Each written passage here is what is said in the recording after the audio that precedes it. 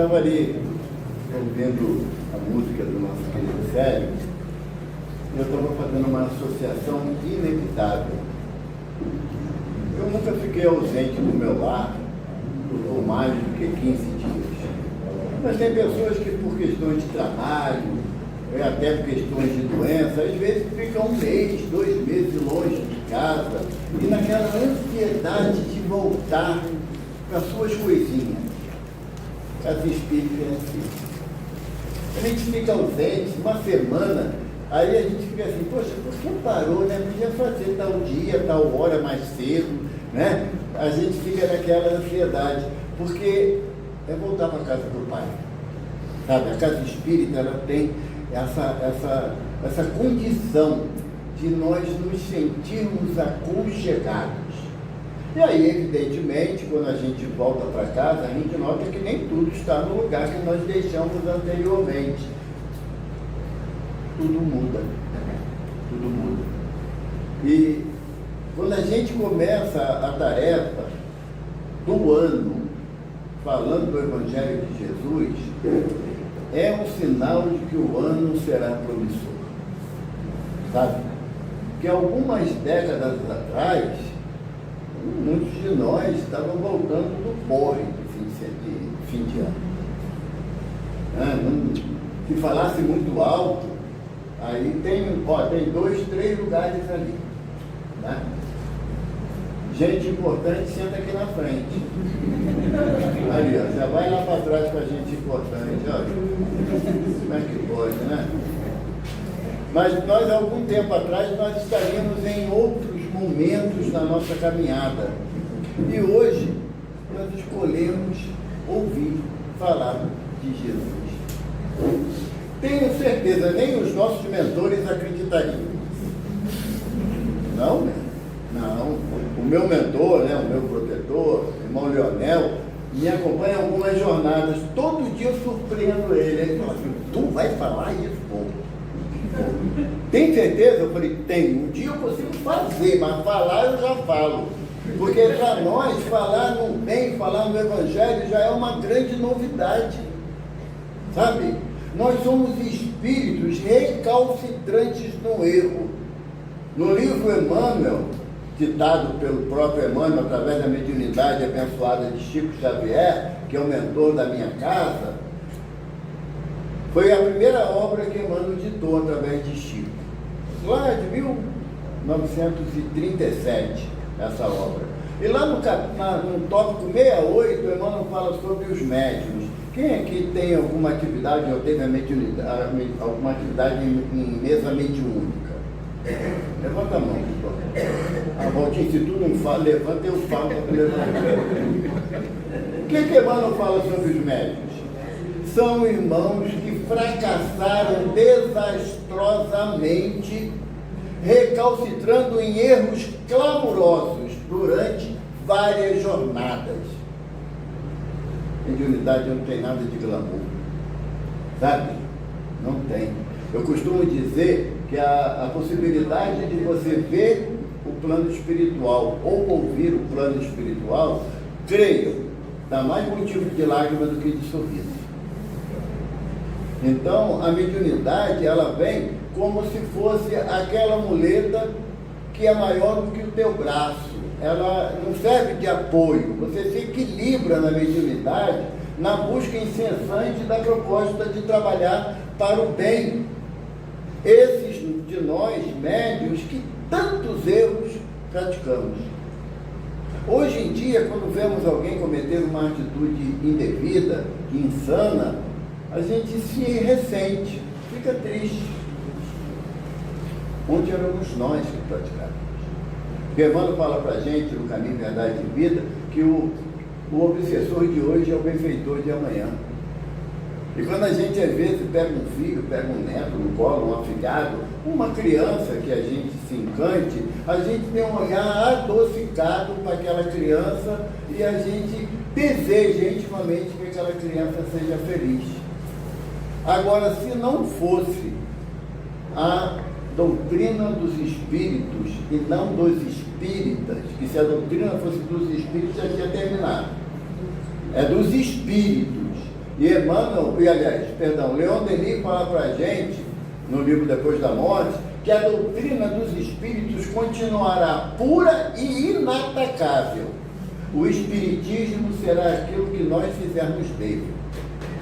Porque a proposta da doutrina não é ninguém se sobressair em circunstância nenhuma. A proposta da doutrina é que o verdadeiro cristão é aquele que promove a sua transformação moral, promove. Aquele que já se transformou moralmente, o Wilson, já está no plano elevado, sabe?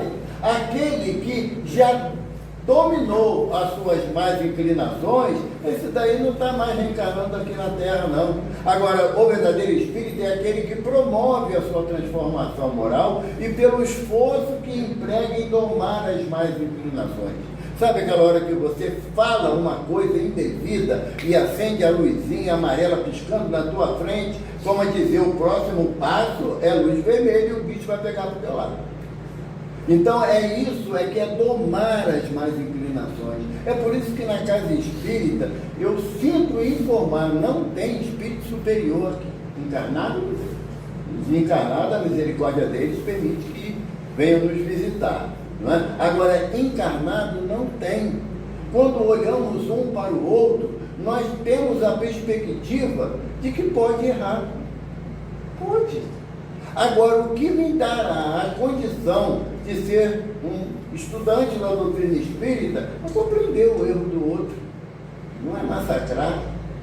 Sabe, tem um ditado antigo que fala que chutar cachorro morto é fácil, né? Agora, cachorro vivão lá, sabe, 350 dentes na boca e tudo querendo pegar você de uma vez só, aí vai lá chutar ele. É aquela pessoa que é o bateu, levou. Se você fala, ele te devolve na mesma intensidade. Quando você fala para alguém, eu estava vindo para cá hoje, aí tinha um engarrafamento muito grande, teve um acidente muito triste na estrada, né, entre dois caminhões, duas carretas, então o trânsito ficou muito mastigado. Eu levei 50 minutos para poder passar. O acidente foi antes ali do Alemão, ali perto daquela casa de mineiro, né? Aquele restaurante que tem ali, né? O acidente foi ali. Antes de entrar, sair lá, ali em Itaboraí, já estava parado o trânsito. Então foi 50 minutos de engarrafamento. Mas como saímos previdentemente cedo de casa, não houve dificuldade nenhuma. Aí eu fiquei olhando a forma que eu era muito mais intempestivo. Na nossa casa, lá no Centro Espírita Casa do Caminho Chico Xavier, a gente tem uma atividade de tratamento espiritual, que é orientado pelo espírito Dr. Herman. E um dia ele, assim, querendo assim, apagar o meu ego, né? Me acarinhar, ele falou que a parte do carro que eu mais gosto é a buzina. Aí eu pensei em botar umas taxinhas na buzina, mas aí a Ivana também dirige, ia dar ruim 2 vezes do meu lado, né? Então, é aonde você tem mais dificuldade, é onde você precisa trabalhar a proposta da doutrina dentro de você. Não adianta, eu adoro aquele capítulo 11, capítulo 9, bem-aventurados misericordiosos, né?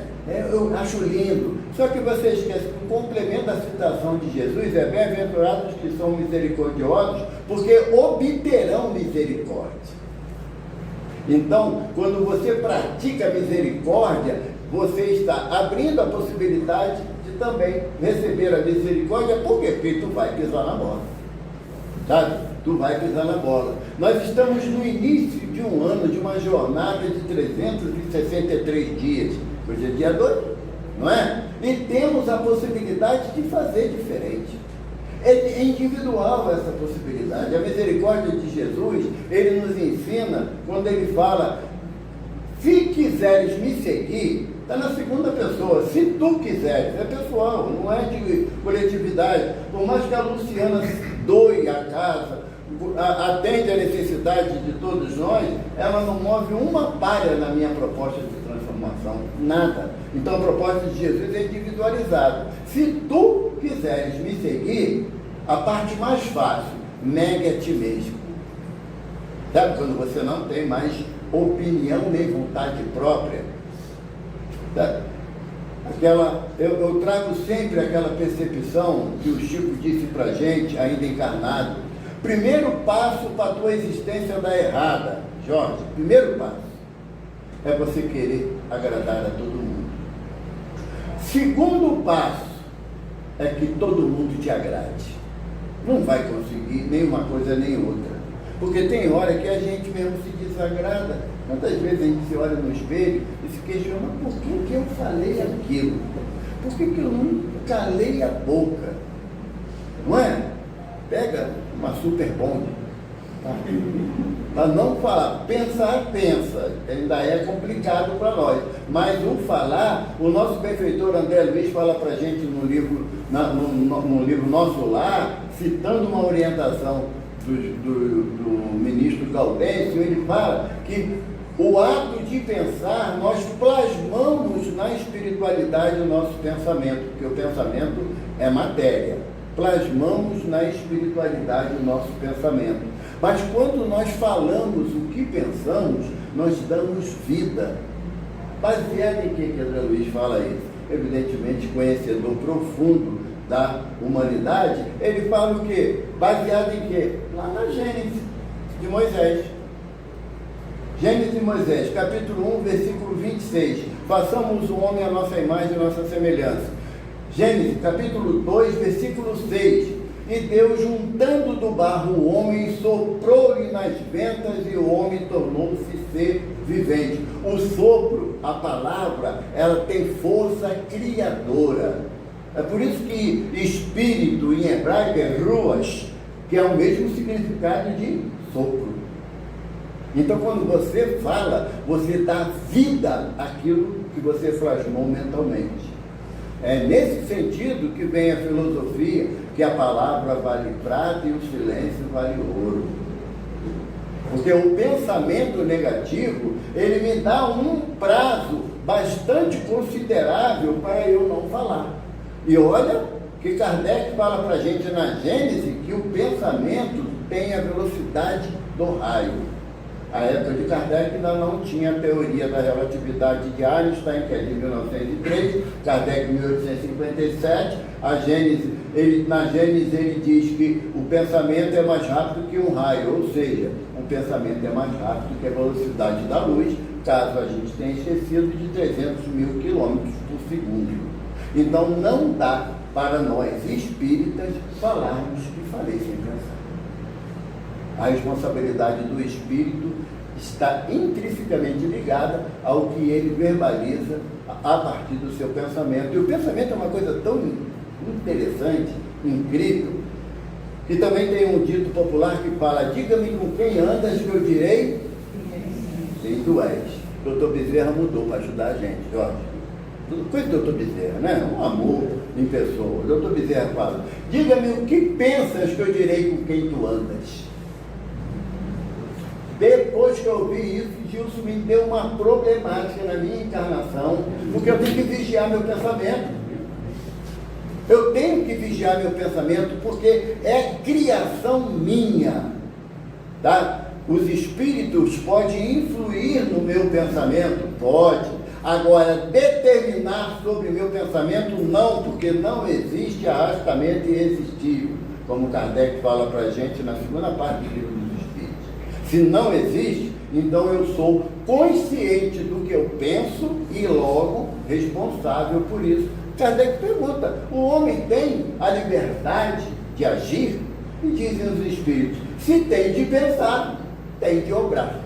Então, nós sempre podemos sofrer a influência dos Espíritos, mas não a ponto de subjugar a nossa vontade, a não ser que eu dê a liberdade para isso, que é o caso das obsessões.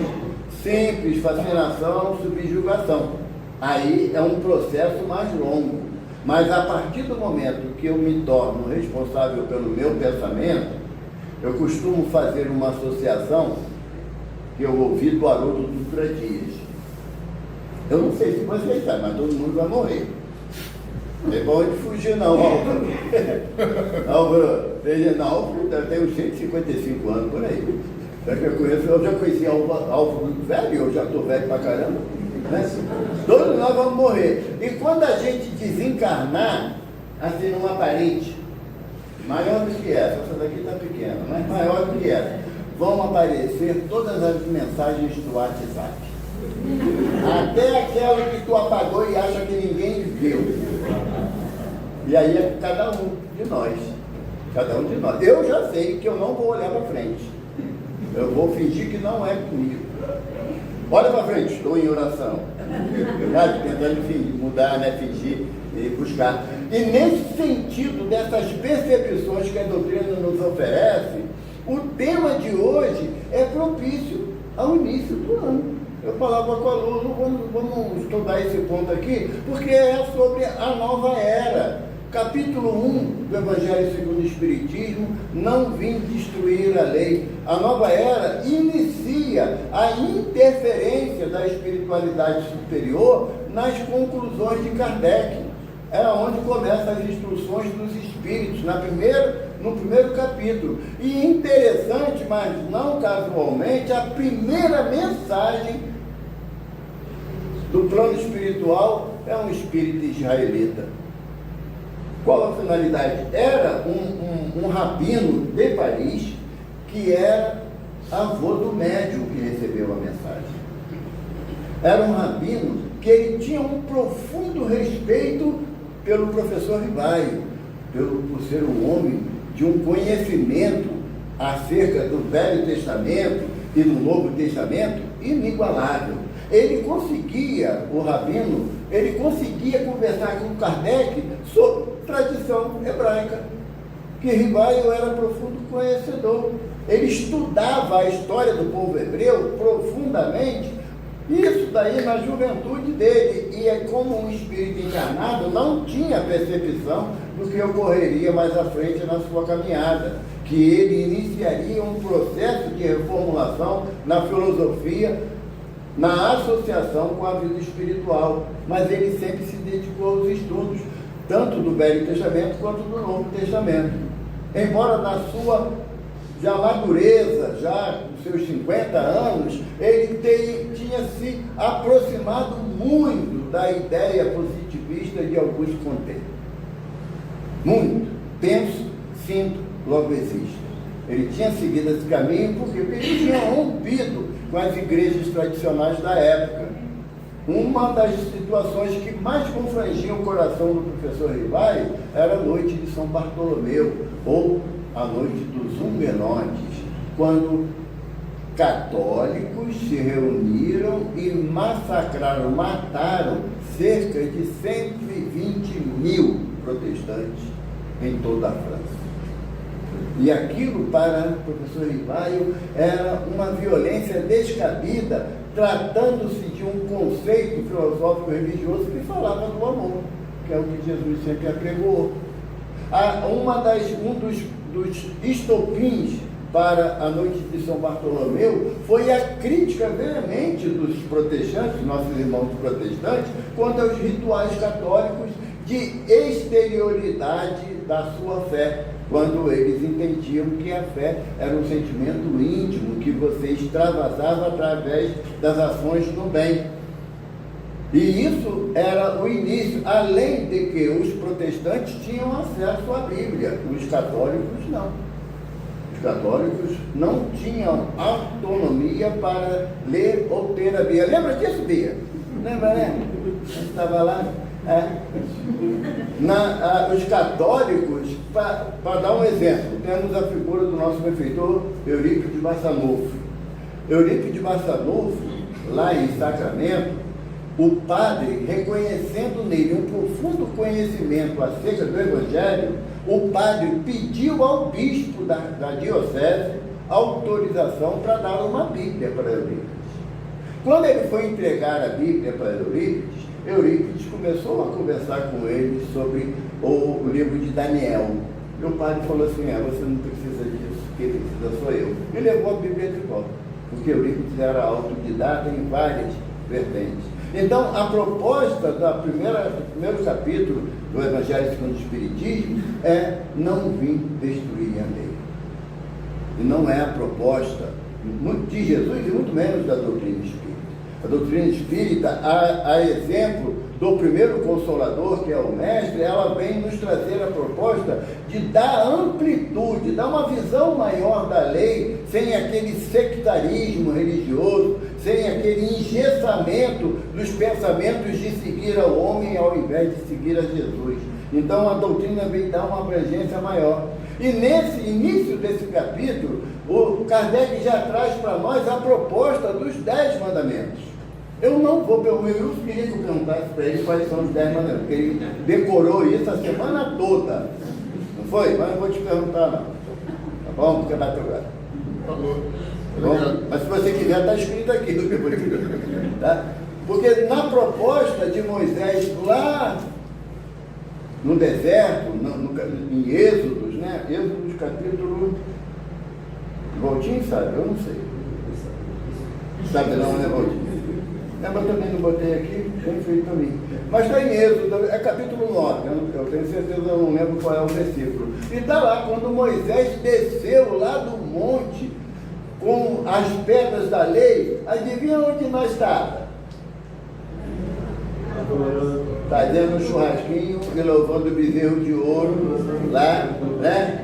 Foi daí que começou a minha encrenca do Wilson, que a gente pegou as joias da Leila e da Ivana, saímos correndo para derreter aquilo tudo, deu uma encrenca, estamos apanhando até hoje, né? Mas a gente mereceu.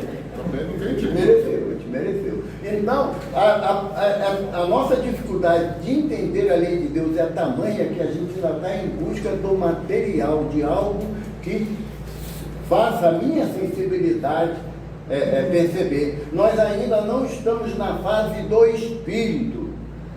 Como Jesus fala para nós, Deus o Pai é Espírito, e em Espírito deve ser adorado. Nós ainda estamos na materialidade. Eu sei que chegam pessoas aqui e falam assim, poxa, a casa de André Luiz, tem nem um bustozinho de André Luiz, né? Poxa, não tem, podia botar naquele canto ali em cima, né? Umas flores, deve ficar bonito. A gente ainda tem aquela necessidade de um ídolo, de que forma que seja. E a doutrina vem mostrar para a gente que nós, a exemplo do sonho de Nabucodonosor, está lá atrás, no livro de Daniel, nós também temos nossos ídolos com pés de barro. Não se sustenta diante da adversidade da vida. Vemos irmãos muito eloquentes na doutrina, mas em pequenos detalhes acabam perdendo o equilíbrio e resvalando nas mesmas ações do passado. Eu gosto muito de lembrar a nossa irmã Nete Guimarães. Ela falou uma vez num estudo para a gente, lá no Cristo de Nazaré, ela falou sobre a questão da tentação. E ela perguntou o que era tentação, perguntou a mim, inclusive, e eu não consegui definir o que é tentação, mas dá uma explicação. E tem aí, lógico, você vai logo pegar carona na fala do Chico, né? Chico fala que tentação é um cachorro bravo pra caramba correndo atrás de você e você é doido que ele te pegue. Porque a tentação, ela só acontece naquilo que te faz mal, mas que você quer fazer. Entende? Se eu tenho dificuldade com açúcar no sangue, um churrasco vai chamar minha atenção, não, bota um pudim de leite, eu perco a linha. Minha esposa já sabe, perco a linha é legal, mas é onde eu tenho que me controlar. Mas qual é a definição clássica para a tentação? É a satisfação imediata do teu desejo. Lembra disso, cara? Por isso a gente lá? É a satisfação imediata do teu desejo. Por que é imediata? Porque é agora. Não, mas eu quero um passe agora. Não, mas agora tem que no final da reunião teremos um passe. Não, mas eu quero agora. Uma senhora chegou lá e foi lá na Fazenda Modelo, onde o Chico trabalhava, e ela chegou lá, bateu com a mão no portão, ou veio o porteiro para atender. Eu quero falar com o Chico que eu preciso de um passe. Havia o seu Rômulo Joviano, que era o chefe do Chico lá na fazenda, ele tinha falado para o Chico, Chico, eu reconheço a tua tarefa, a tua missão, mas aqui é local de trabalho. Você é pago para exercer a sua tarefa. Então, eu te peço que não atenda a ninguém no horário do expediente. Se você quiser ficar depois da hora atendendo, não tem problema. Mas o seu horário de 7 às 18, esse daí você não pode atender ninguém, tá bom? 7 às 18, 11 horas, olha aí, né? 11 horas. Chico falou, tá tudo bem. Então, quando chegava alguém procurando o Chico, o porteiro falava, olha, ele está lá para o meio do pasto, vendo um boi, vendo um cavalo, não pode atender não. A senhora voltou para Pedro Leopoldo, uma caminhada bem considerável, chegou, foi lá na sapataria do André Luiz, que era um dos irmãos mais novos do Chico, né? Cadê Chico? Aí o André falou, uai, o senhor está trabalhando. Ele não está lá, já fui lá, não está. Então pergunta a Zé Cândido ali no Luiz Gonzaga, que o Luiz Gonzaga nessa época era na sala do Zé Cândido. A casa dele, ele cedeu a sala para ser o centro espírita. Ela foi lá, o André Luiz era sapateiro e o José Cândido era correeiro, uma profissão antiga que fazia sela, fazia bota de cavaleiro, era correeiro. E ela chegou lá e falou, quero falar com o Chico. Aí o Zé Cândido, ele sempre fazia uma triagem, sabe, da pessoa, quando queria resolver alguma coisa. E o Zé Cândido falou assim, mas Chico está trabalhando essa hora, são 4 horas da tarde, volta às 8 horas que ele já está aqui na reunião, vai atender a senhora. Ela saiu cuspindo marimbondo, ela voltou 8 horas, estava Chico à mesa, sabe, atendendo uma senhora lá no atendimento fraterno. Ela entrou naquele roupante, chegou em frente ao Chico, safado, né? Foi no trabalho, você não está, vem aqui, não achei. Aí Chico, mesmo, eu já vou atender a senhora. Não, eu quero um passe. Ela, Chico, eu dou um passe na senhora, espera um momentinho. Não espero nada. Deu-lhe uma bufetada na cara do Chico. Aquela de estalar, bonita, sabe? Que Chico chegou a virar o olhinho pro lado, coitado. Chico ficou assustado com aquela cena, levantou, foi lá na cozinha pegar um pouco d'água na moringa, a mão tremendo, e aí aparece Emmanuel. O que houve, Chico? O senhor não viu? A mulher me deu uma bufetada na cara. Vi, Chico, e daí? O senhor acha que eu estou com a razão? Ele está com a razão, mas ela está com a necessidade, vai lá e dá um passe nela. Topa? Topa, a gente chega aqui, no seu nome da boa noite, a gente aí. Está estranho hoje. Ela está com mil preocupações na cabeça, mas para mim ela está estranha. Sabe? Então a proposta da doutrina é de uma renovação, de trazer para dentro de você o tema da palestra, que é uma nova era. Não dá para você estar num plano, querendo que ele seja um plano de transformação, que só o Jorge mude, não rola. Não vai ser assim. A proposta de renovação do nosso planeta é individualmente para que atenda a necessidade da coletividade. Na mensagem do irmão israelita, ele começa naquela significação básica das 3 correntes filosóficas, que Moisés é realmente o profeta do Senhor, apresenta-nos um Deus único, show de bola. Show de bola. Só que ele, na espiritualidade, compreendeu a missão e o que significa um Cristo. Porque nós olhamos para Jesus ainda como chefe de uma religião. Você, qual a tua religião? Ah, eu sou cristão. E o que significa ser cristão? Para Emmanuel, ser cristão é andar com Cristo. Eu não me sinto em condições, com capacidade de andar com Jesus ao meu lado. Eu não sinto.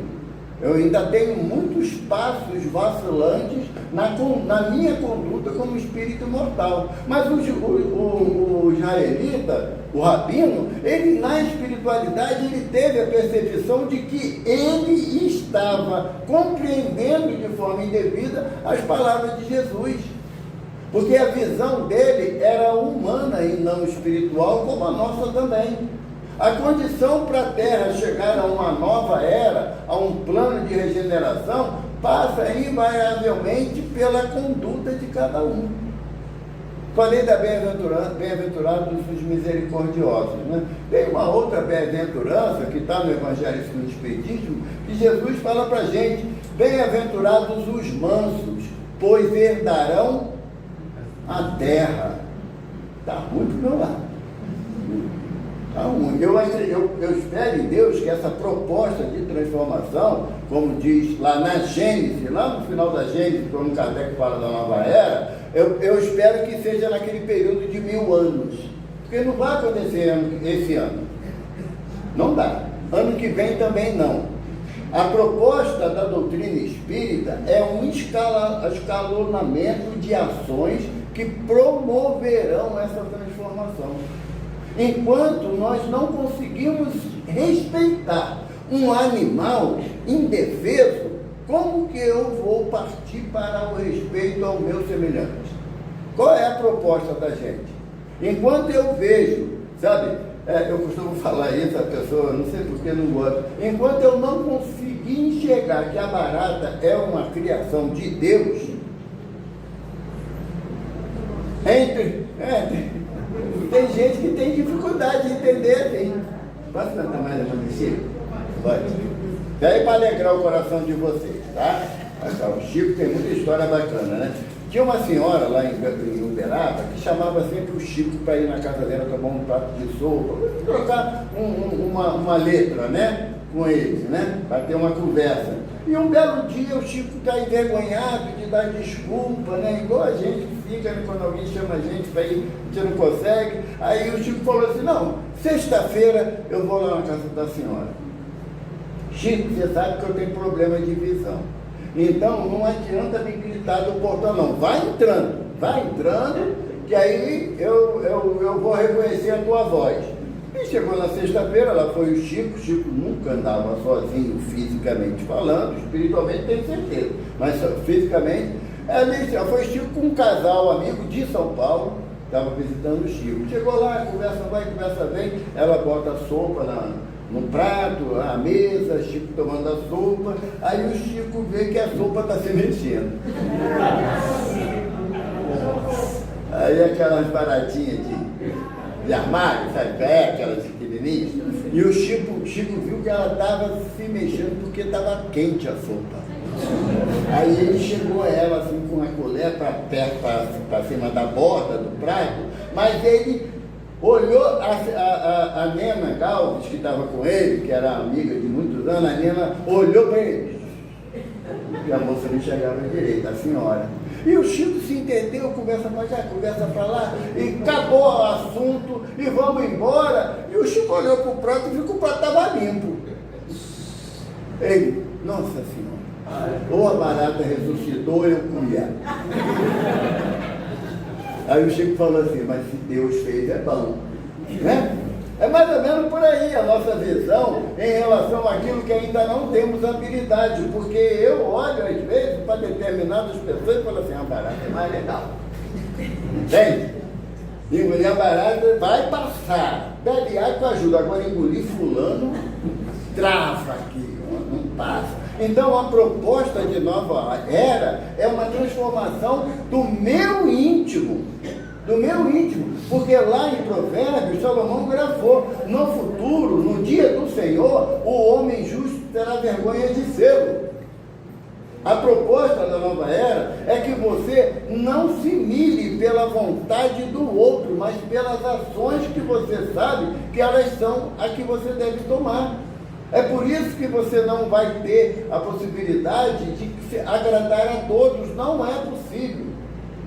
Quando nós falamos de Jesus, como ainda entendemos como chefe de uma religião, a gente não entende Jesus como um Cristo.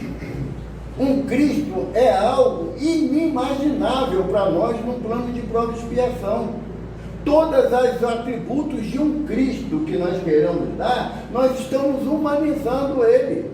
E ele está numa condição sobre-humana. O Cristo, Kardec fala para a gente, a partir da questão 100, lá do Livro dos Espíritos, sobre a escala espírita, Kardec determina três tipos de classe, né? Espírito inferior, qualquer semelhança comigo é pura, casual, né? Espírito superior, que aí a gente coloca Emmanuel, Joana de Ângeles, né? Espíritos nesse patamar. Espíritos puros, que são aqueles que nós denominamos como sendo anjos. Na Revista Espírita, fevereiro de 1868, Lacordaire tem uma mensagem maravilhosa que ele fala sobre os Cristos.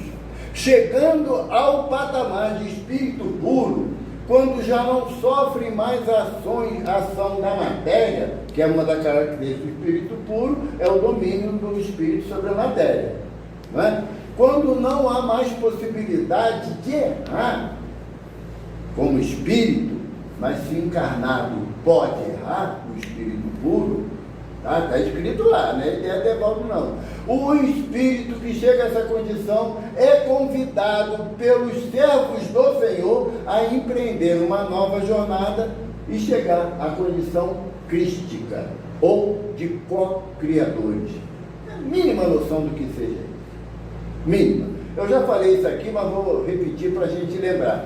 Emmanuel fala para a gente no A Caminho da Luz que os sistemas solares que o Jesus fez a sua evolução não existem mais.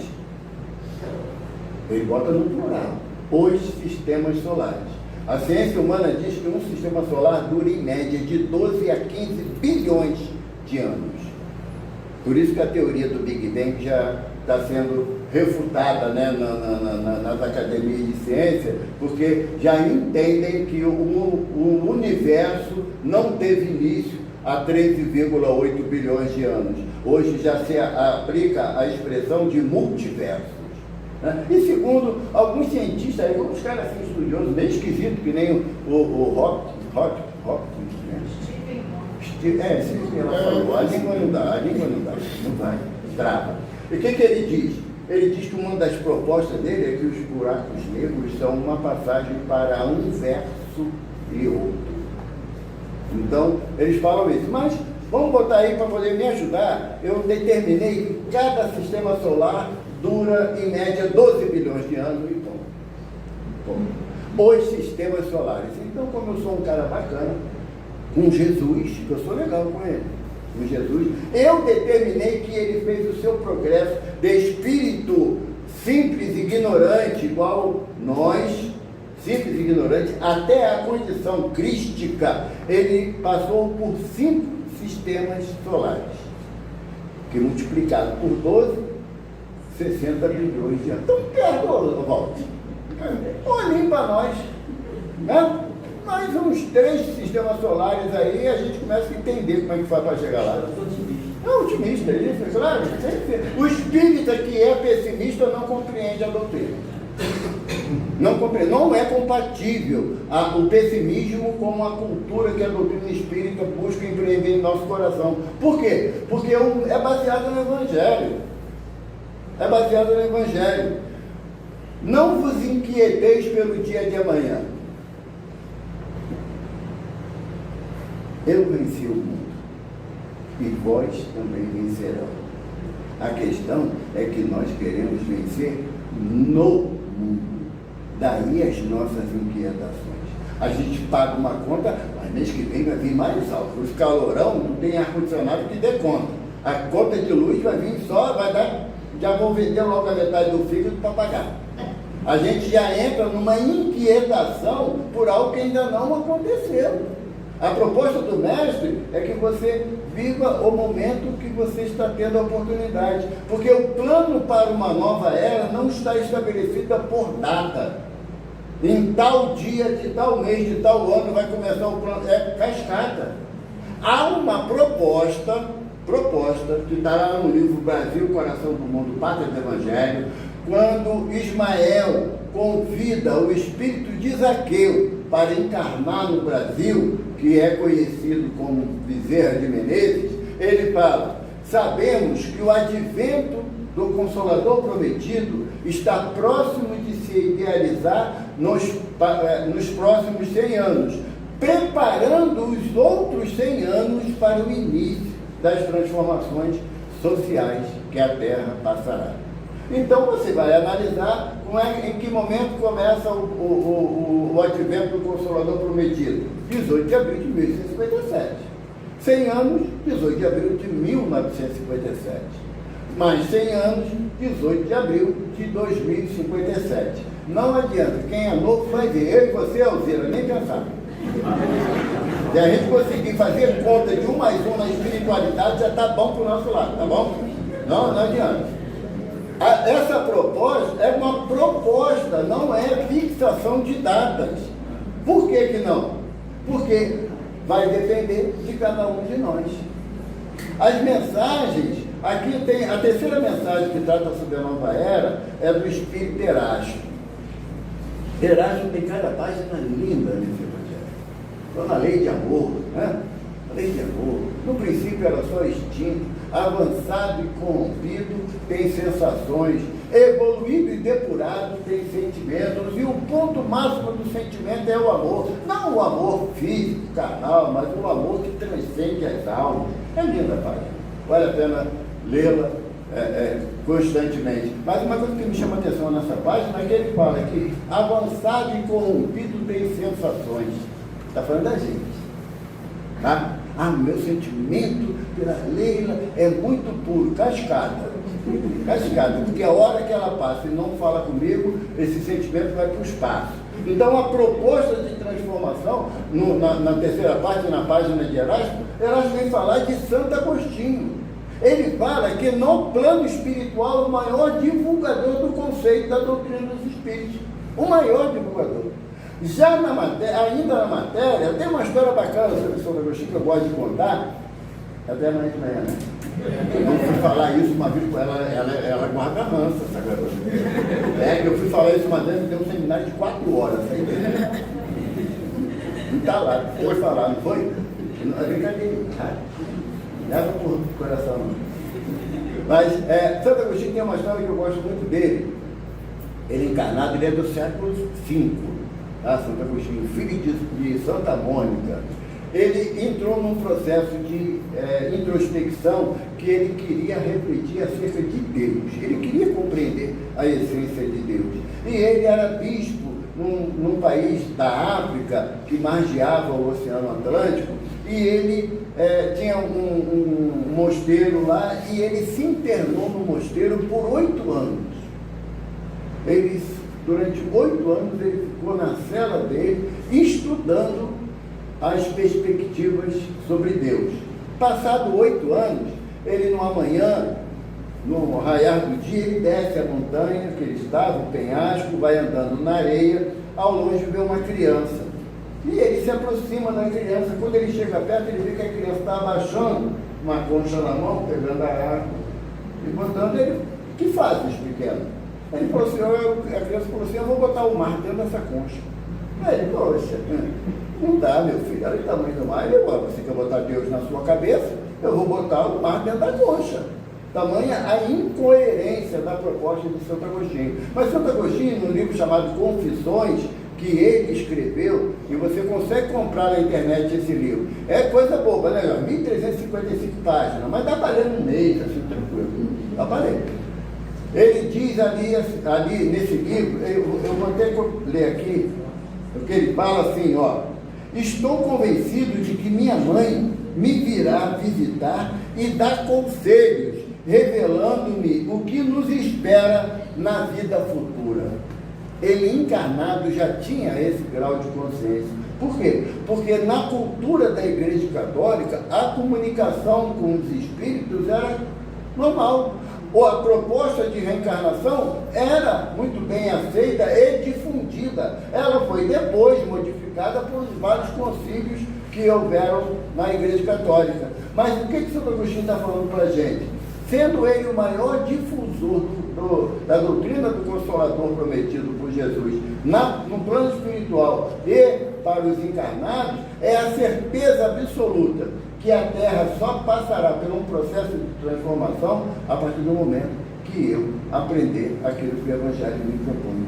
O amai-vos uns aos outros. Jesus coloca assim, como eu vos amei. Pretérito mais que perfeito, tá? Que eu vos amei. Por quê? Porque não vai vir um outro Messias, uma mensagem extravagante que irá ofuscar aquilo que Jesus fez. Não vem, não há condição. A palavra do Mestre é a palavra que compõe todo o arcabouço intelectual e sentimental que nós podemos aplicar à nossa vida. Jesus fala para nós, e é tão difícil esse ensinamento do Mestre, reconciliai-vos com o teu irmão enquanto está a caminho com ele. para que ele não te denuncie ao juiz, este não te entregue ao ministro da Justiça e não sejas encerrado na prisão. E eu ficava repetindo sobre essa palavra do mestre. E aí, ajudado pela espiritualidade, o que a espiritualidade nos ensina? Quem é o juiz que eu vou ser denunciado se eu não me reconciliar com o meu irmão? Não é o meu irmão se reconciliar comigo, não, porque se ele vir se reconciliar, pelo conceito do Evangelho, eu tenho que perdoar. Não há alternativa. Eu tenho que perdoar. Mas a proposta é eu ir até lá. Porque dar o perdão, pode acreditar, é ainda um ato de orgulho e vaidade. Eu te perdoo, Deise. Tu vai em festa que ninguém te convida, mas eu te perdoo. Vamos? Agora, Deise, você me perdoa? Aí está o conceito da humildade. Que quando você pede perdão, você reconhece a extensão do teu erro. E o pedido de perdão está intrinsecamente ligado à não repetição do mesmo erro. Porque Emmanuel fala para a gente, no Pão Nosso, que aquele que erra, pede perdão, erra, pede perdão, erra, pede perdão, é a atitude do preguiçoso, que não quer mudar conduta. Então, a proposta de pedir o perdão, ela está recheada do sentimento de humildade. Porque você, para pedir perdão, não mais homem, para pedir perdão, meu Deus do céu, a língua embola, sabe? Não, ela já sabe que eu estou pedindo desculpa. Não sabe, tu não falou. Tu não falou? Não, mas eu demonstrei. Não, mas quando tu fez para ofender, tu não demonstrou, tu fez. Então agora tem que agir também, pedir perdão. E esse pedido de perdão está intrinsecamente, repito, o compromisso de não repetir o erro. Faz igual o André Trigueiro falou, fez alguns anos atrás, uma propaganda. Tente, invente, cometa um erro diferente, porque o mesmo erro todo ano não dá. A gente está exigindo demais das nossas companheiras e também as companheiras exigindo muito de nós também, nesse conceito repetitivo dos mesmos erros. Como é que eu vou para um plano de regeneração se eu não consigo regenerar o meu orgulho, a minha vaidade e a minha prepotência? Como? Então, a questão da nova era está associada a esse sentimento de transformação íntima. Síndrome da Gabriela não cola para o espírita, pelo amor de Deus. Nasci assim, cresci assim, vou desencarnar assim, vou voltar para o umbral assim. Não dá. Não dá. Se nós não mudarmos a nossa conduta, a gente vai ficar andando em círculo aqui em Maricá para achar o endereço da Calota, porque não é fácil, não. Para espírito não é fácil, não é? Tem espíritos que passam ali 300 vezes procurando a Calota e não acha. Não acha, porque é questão de sintonia. Chico chegou perto de Emmanuel, um dia bem doentinho já, Emmanuel chegou perto dele, o que é Chico? Emmanuel, eu estava aqui pensando. Fala, Chico. Quando eu morrer, o senhor vai estar me esperando? Chico, eu sou muito ocupado. Mas quando você se perceber desencarnado, procura uma casa espírita, tem sempre uma equipe de plantão para acolher espíritos recém-desencarnados. Quando você se reconhecer desencarnado, se perceber desencarnado, porque a forma como eu vivo, tão ligada às minhas questões materiais, eu posso ser, dissociado da ideia da posse do ouro, do tesouro, de reter dinheiro. Eu posso até ter essa liberdade, mas não quer dizer que eu seja desprendido das coisas materiais. Não quer dizer. A mãe e pai mexe comigo, está tudo certo. Mexer com meu filho, eu viro? Então aí teríamos que virar anjo. Teríamos que virar anjo. Que o fato de virar bicho, eu estou mais próximo da animalidade do que da angelitude. E minha meta é a angelitude. Chegar a uma nova era, num plano de regeneração, que embora, como diz Santo Agostinho, no capítulo sobre a muita morada na casa do Pai, ele fala que o plano de regeneração ainda conviveremos com o mal, mas em escala menor. Por quê? O perdão então dominará as consciências humanas.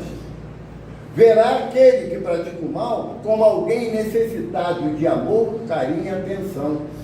Espírita dizer que o irmão que está desviando verba do governo, que está assaltando, que está roubando, está matando, vai para o mundo primitivo, cuidado, porque ele não sabe o que você sabe.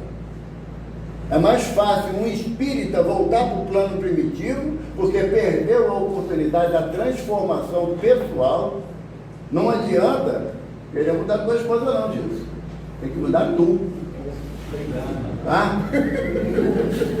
Eu estou falando perto dela, depois ela vai te lembrar isso. A nossa proposta de nova era, a regeneração não acontecerá como a Atlântida perdida, que ela vai afundar no mar, sabe? E vai morrer todo mundo, aí vai nascer só gente boa. Não.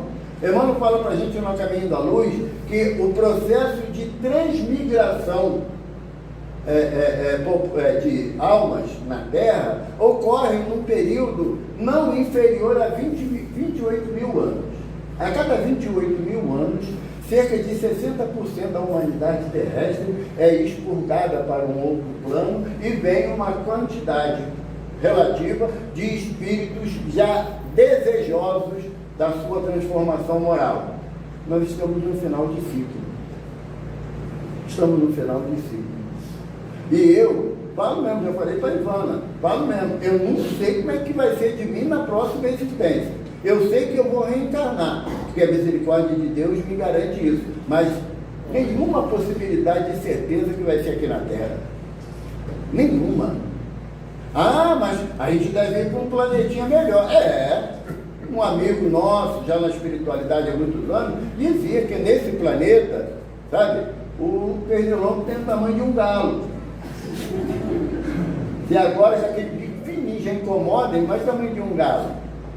Por quê? Porque se nós não nos adequarmos à proposta da doutrina de renovação, da proposta de mudança íntima, aquele que em mim crê, nova criatura é. Não é que o passado está esquecido e você, a partir de hoje, você é um espírito puro, nada disso. Você, pelo contrário, você aumenta o teu grau de consciência, de saber que você precisa renovar os teus conceitos. Você, por mais que doa isso na gente, mas você não é o centro do universo. O egocentrismo, ele já deveria estar saindo da nossa mesa de negociação na porta de entrada. Então nós estamos dentro de uma doutrina, abraçados por benfeitores espirituais que desejam, acima de tudo, a nossa consciência da prática do bem. Fazer o bem não é uma proposta religiosa, temos que tirar isso de dentro da gente.